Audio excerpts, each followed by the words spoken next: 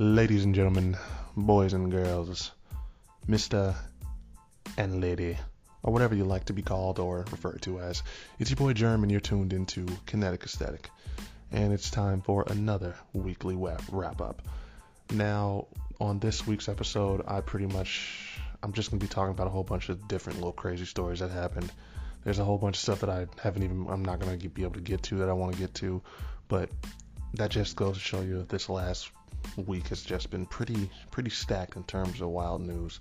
We've got a president that was killed. We've got a whole bunch of different little crazy headlines. We've got a whole bunch of stuff that happened. We had a huge celebrity party that ended up with a huge fight with the two of them. We've had Sha'carri, Richardson, the Olympic athlete who pretty much just got banned over some BS. We've had the CDC teaming up with an old school rapper to pretty much come out with their own propaganda in order to get people to get this vaccine. Just a bunch of different stuff, and I just can't wait to get into it and keep y'all going. Personally, I just want to let y'all know it has been too long since I've been really recorded something and got something out there. Just life came at me fast. Whole bunch of different little things were happening. Got stuff going on at the moment. Just stuff in the works. But as you can tell, I'm still even tired from dealing with all of it. But I'm gonna get back to y'all and be more consistent with this, because this is my passion. So I want to make sure that I keep the people that are checking for it, that are showing me love and listening to my stuff, keep y'all supplied with content. But without further ado, let's get into it. It's the weekly wrap up, and it's Jerm. So thank y'all and stay tuned. Let's talk about this Sha'carri Richards story. Now, as we all know, Sha'carri Richards, she recently ran her Olympic trial runs, and she pretty much made herself the fastest woman in the world with her time. But it was revealed not too long after that, on the 2nd of July, she failed her drug test. She tested positive for THC. She had it in her system, and they ended up coming out about 4 days later on the 6th and saying that not only was she was suspended before this, but they pretty much said that she was not going to run in the Olympics at all. Now, for her part, she has been pretty understanding of it. She hasn't pretty much caused a fuss or tried to make it a big deal. She said, I understand why they did that. Me and my team were realistic, and we pretty much understood, they were going to come down that way. But it is still sad to see that we're at a point where marijuana is being treated this way, especially when it comes to athletics. I don't see how marijuana would affect her in any way, especially just like giving her an unfair advantage when it comes to running a race. I've never seen weed make you faster. If anything, it makes you slower. So for starters, the fact that she pretty much ran a time that made her the world's fastest woman while she had that stuff in her system that's just a testament to how good she actually is. But it's also a little strange that with that in mind, they were deciding, you know what, we're just gonna completely ban her. It's unfortunate that we're still in this sort of a mindset when it comes to athletes and what we allow or would like them to put into their bodies.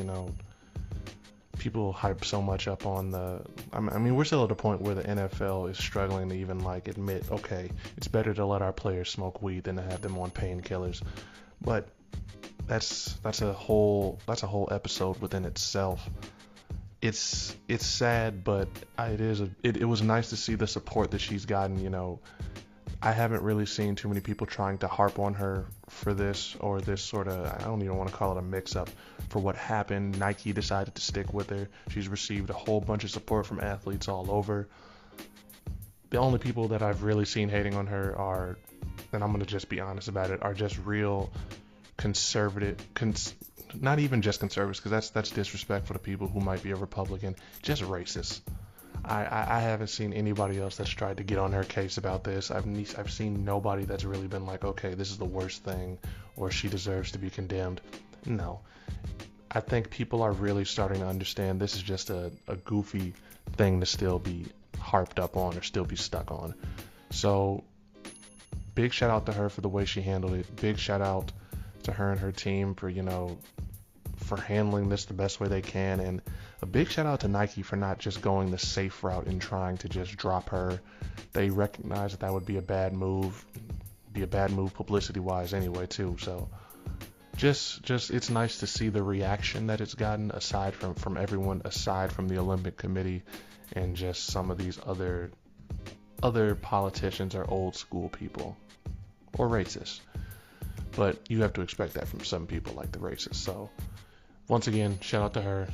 Dumb rule. Hopefully by this time next Olympic season they'll realize, the weed ain't hurting nobody.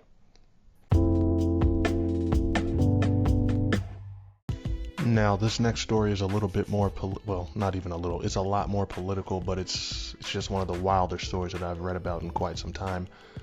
The president of Haiti, his name was, and I hope I'm pronouncing this right, Juvenille Moise. He was actually murdered back on July the 7th at about 1 a.m. in his own home. And this story is just pretty much insane.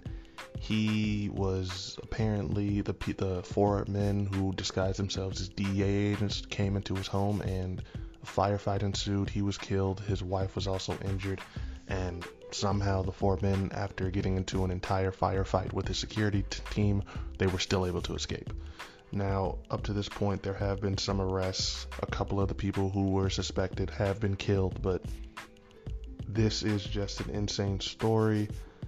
The suspect that they arrested was a 63-year-old Christian Emmanuel Senon, he's actually a foreigner. He entered in from the country in June, and he pretty much came with political intentions from what I'm reading.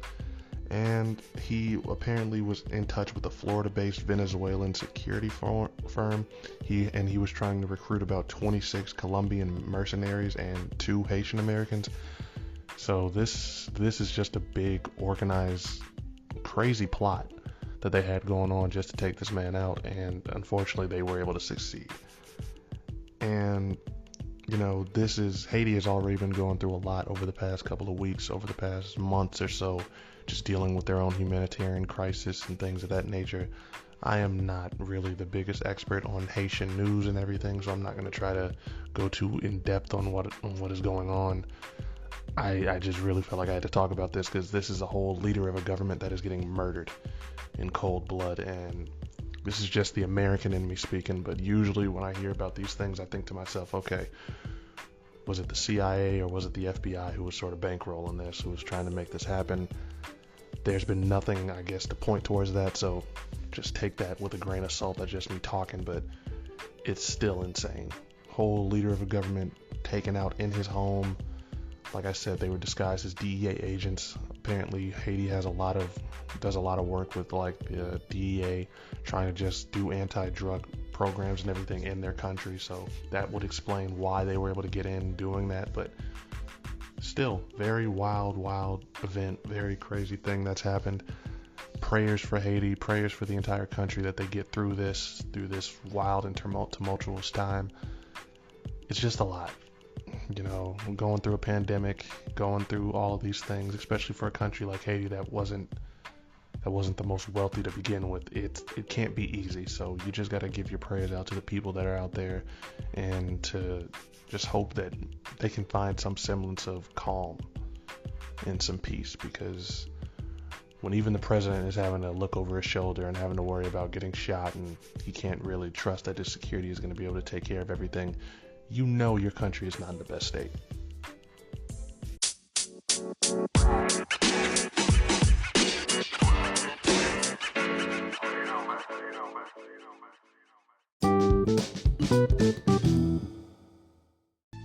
Okay, now I am personally not the type to believe that the world has just got some big conspiracy going on, especially in terms of this COVID vaccine stuff and everything. I know some people are, I know people that are, and I respect those opinions, and I sort of understand what would lead people to believe that, but I usually don't try to believe in conspiracies a little bit too much. But this last little story I wanted to talk about, this one has got me leaning a little bit into the really, y'all are going this hard type of side. Now, I think most people who follow hip hop, who really just follow music in general, you know the song Back That Thing Up by Juvenile. It's a 90s classic. It's a classic that's still heard to this day. You hear it, you already know it's going to get the type of reaction guys want to see, and it's going to get the type of reaction that makes girls want to back that thing up. Now, I guess for whatever reason, they're trying to promote getting the vaccination to people. They're really trying to go out their way to make it get done. And they actually reached out to Juvenile, and they had him remix the song. They had him, Manny Fresh, and one other female rapper. I'm not sure of her name. I didn't check for it. I'm sorry. They had them come in and pretty much redo the song, and they redid it as Vax That Thing Up. Now, I don't even know what to say about this. This feels very specific, very targeted towards the black community, very just like, what are you doing? But yes, they did it. It was done through this dating app called Black. They had them to shoot a whole video for it. They pretty much remixed the entire song, redid all the lyrics, and it's a thing. They're really promoting this, and I don't know. It's just sort of strange to me to think about that they're going this hard for this, especially trying to make sure that black people get it. Now, I will say this. When it comes to the most people that I have seen that are just not wanting to get it done, that are trying to deny it, that are trying to make it seem like there's some type of crazy conspiracy going on with it, I have seen a lot of black people doing that. And even Juvenile himself did come out and say, I don't know if he was speaking specifically to black people or the black community, but he did say, we are not as educated on this as we should be.